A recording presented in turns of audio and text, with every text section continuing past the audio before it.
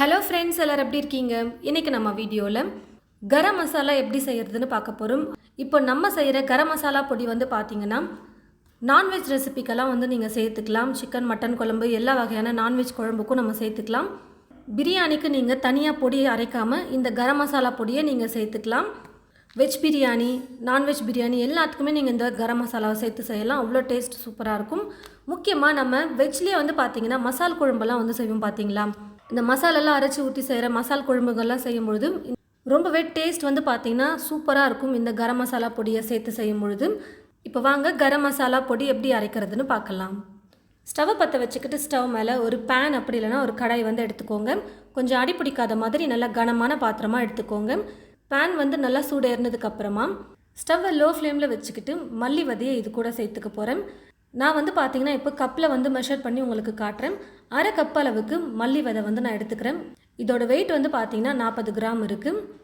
ஸ்டவ்வை லோ ஃப்ளேமில் வச்சுக்கிட்டே மல்லி விதையோட மனம் வந்து நல்லா மாறி வர வரைக்கும் வறுத்துக்கலாம். அதே சமயம் நம்ம வறுக்கிற எந்த ஒரு பொருளும் தீஞ்சு போகக்கூடாது, அதாவது கருகிற அளவுக்கு வறுக்கக்கூடாது. அப்புறம் கரம் மசாலாவோடைய டேஸ்ட்டே வந்து பார்த்திங்கன்னா மாறிடும். அந்த பொடியை கொண்டு நம்ம எந்த ரெசிபி செஞ்சாலும் டேஸ்ட் வந்து நல்லா இருக்காது. ஸ்டவ்வை லோ ஃப்ளேமில் வச்சுக்கிட்டு பொறுமையாக இந்த மாதிரி மல்லி விதையை நல்லா வறுத்தெடுத்துக்கோங்க. வறுக்க நல்லா மணம் வர மாதிரி வறுத்தெடுத்ததுக்கப்புறமா ஒரு பிளேட்டுக்கு மாற்றிக்கிறேன். இப்போ திரும்பவும் ஸ்டவ் மேலே அந்த பேனை வச்சுட்டு அரை கப் சோம்பு சேர்த்துக்கிறேன். நான் எடுத்துருக்கிற சோம்போட வெயிட் வந்து பார்த்திங்கன்னா 50 கிராம் இருக்குது. அரை கப் சீரகம் சேர்த்துக்கிறேன். சீரகத்தோட வெயிட்டும் 50 கிராம். 15 கிராம் அளவுக்கு மிளகு நான் எடுத்துருக்கேன். 2 டேபிள் ஸ்பூன் அளவுக்கு சேர்த்துக்கிறேன்.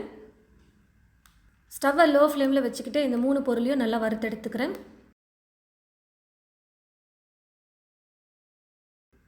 பாருங்கள் ஃப்ரெண்ட்ஸ், வறுக்க நல்லா மனம் வர ஆரம்பிச்சிருச்சு. கொஞ்சம் லைட்டாக வறுபட்டு வந்திருக்கு. கொஞ்சம் லைட்டாக கலர் மாறுற வரைக்கும் நான் வறுத்தெடுத்துக்கிட்டேன். இப்போ இதையும் அந்த பிளேட்டில் மாற்றி வச்சுக்கிட்டு திரும்ப ஸ்டவ் மேலே இந்த பேனை வச்சுட்டு 3 டேபிள் ஸ்பூன் கிராம்பு சேர்த்துக்கிறேன். கிராம்புடைய வெயிட் வந்து பார்த்திங்கன்னா 15 கிராம் இருக்குது. 20 கிராம் ஏலக்காய். உங்களுக்கு கருப்பு ஏலக்காய் கிடைச்சிதுன்னா அது கூட நீங்கள் ஒரு 10 ஏலக்காய் வந்து சேர்த்துக்கோங்க. இது கூட 8 நட்சத்திரம் வந்து சேர்த்துக்கிறேன். இதோட வெயிட்டும் வந்து பார்த்திங்கன்னா 10 கிராம் அளவுக்கு இருக்குது. இந்த மாதிரி 3 இன்ச் அளவு உள்ள பட்டை வந்து பார்த்திங்கன்னா 5 துண்டு எடுத்திருக்கேன். மொத்தமாக பட்டையோட வெயிட் வந்து பார்த்திங்கன்னா 25 கிராம் அளவுக்கு நான் எடுத்திருக்கேன். கொஞ்சம் சின்னதாக இந்த மாதிரி உடச்சி சேர்த்துக்கோங்க.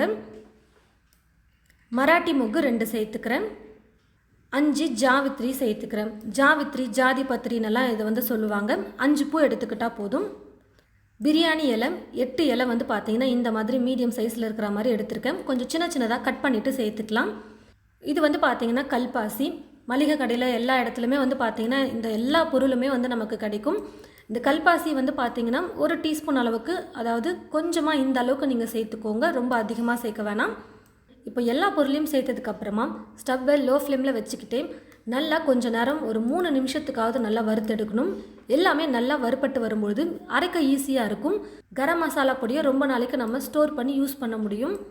வண்டு வைக்காமல் பூச்சி வைக்காமல் இருக்கும். கொஞ்சம் நல்லா வறுத்துக்கலாம். ஆனால் தீஞ்சு போகாத அளவுக்கு பார்த்து நீங்கள் வறுத்து எடுத்துக்கோங்க. இப்போ எல்லா பொருளையும் பார்த்திங்கன்னா நான் வறுத்தெடுத்துட்டேன். இப்போ இதையும் ஒரு பிளேட்டுக்கு மாற்றிக்கிறேன். வறுத்தெடுத்து வச்ச எல்லா பொருளும் வந்து பார்த்திங்கன்னா நல்லா இப்போ சூடு ஆறி வந்துருச்சு. ஒரு மிக்ஸி ஜாரில் சேர்த்துட்டு நைஸாக அரைச்சி எடுத்துக்கலாம். ஒரு சிலர் வந்து பார்த்திங்கன்னா கரம் மசாலா பொடியை கொஞ்சம் கொரகொரப்பாக இருக்கிற மாதிரி அரைப்பாங்க. ஒரு சிலர் நல்லா நைஸாக அரைச்சிக்குவாங்க. முடிஞ்ச அளவுக்கு நல்லா நைஸாக அரைச்சி யூஸ் பண்ணும்போது நல்லா சூப்பராக இருக்கும் கரம் மசாலா. பாருங்கள் ஃப்ரெண்ட்ஸ், நல்லா ஃப்ரெஷ்ஷாக கரம் மசாலா பொடி வந்து நம்ம வீட்டிலையே ரெடி பண்ணிட்டோம். இனி கடையிலலாம் வாங்கவே வேணாம். அதே வீட்டில் அரைச்சி யூஸ் பண்ணும்போது அந்த குழம்புடைய வாசனையாக வந்து பார்த்திங்கன்னா அவ்வளோ நல்லா மணமாக இருக்கும். கடையில் வாங்குகிற கரம் மசாலா விட நம்ம வீட்டில் அரைக்கிற கரம் மசாலா அவ்வளோ நல்லா மணமாக சூப்பராக இருக்கும். இந்த பொடியை அரைச்சதுக்கப்புறமா ஒரு பிளேட்டில் கொட்டிட்டு நல்லா சூடு ஆறுனதுக்கப்புறமா ஒரு பாட்டிலில் போட்டு ஸ்டோர் பண்ணி வச்சுக்கோங்க. நான் சொன்ன இதே அளவுகளை கொண்டு நீங்கள் உங்களுடைய வீட்டில் கரம் மசாலா செஞ்சு பாருங்கள். இந்த கரம் மசாலா பொடியை செஞ்சுட்டு நீங்கள் நான்வெஜ் ரெசிபீஸ் இல்லை வெஜ்ஜில் வந்து பார்த்திங்கன்னா வெஜ் பிரியாணி அந்த மாதிரிலாம் பிரியாணி ரெசிபீஸ்லாம் பண்ணும்போது கூட சேர்த்து செஞ்சு பாருங்கள். அவ்வளோ சூப்பராக இருக்கும். ட்ரை பண்ணி பார்த்துட்டு எப்படி இருக்குன்னு சொல்லிவிட்டு மறக்காமல் கமெண்ட் பாக்ஸில் வந்து கமெண்ட் பண்ணுங்கள். இந்த வீடியோவை மற்றவங்களுக்கும் ஷேர் பண்ணுங்கள். இது போல் நிறைய ரெசிபீஸ் பார்க்க தமிழ் ஃபுட் மசாலா சேனலை மறக்காமல் சப்ஸ்கிரைப் பண்ணிக்கோங்க.